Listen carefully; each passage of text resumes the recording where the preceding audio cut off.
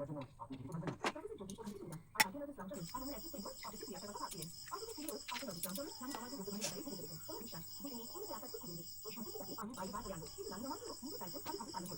বোলের মধ্যে মাংস, ডিম, আদা রসুন পেস্ট, লবণ, হলুদ, একটু লঙ্কার গুঁড়ো দিয়ে দিলাম।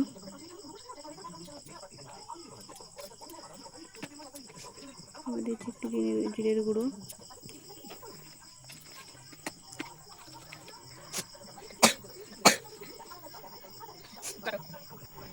সামান্য পরিমাণে ধনে গুঁড়ো,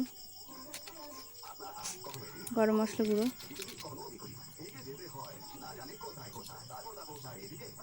ভালো করে চিকেনটাকে ম্যারিনেট করে নিতে হবে।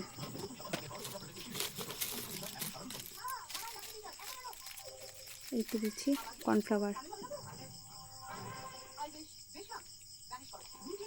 প্রথমে অল্প দিয়ে দেখলাম ঠিকঠাক হবে কিনা, তারপর দেখলাম যে না, অল্প দিয়ে ঠিকঠাক হয়নি, তারপর আবার একটু দিলাম। ভালো করে ম্যারিনেট করে নিচ্ছি।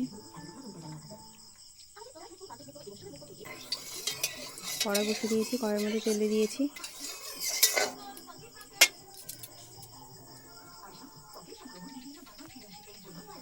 চিকেনটাকে আস্তে আস্তে ছেড়ে দিচ্ছি তেলের মধ্যে।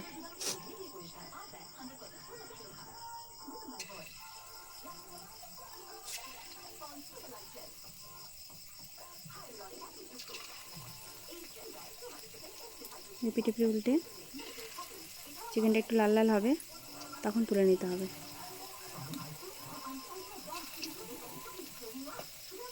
দেখো দু একটা পড়েও গেল হাত থেকে, ঠিকঠাক তুলতেও পারছি না।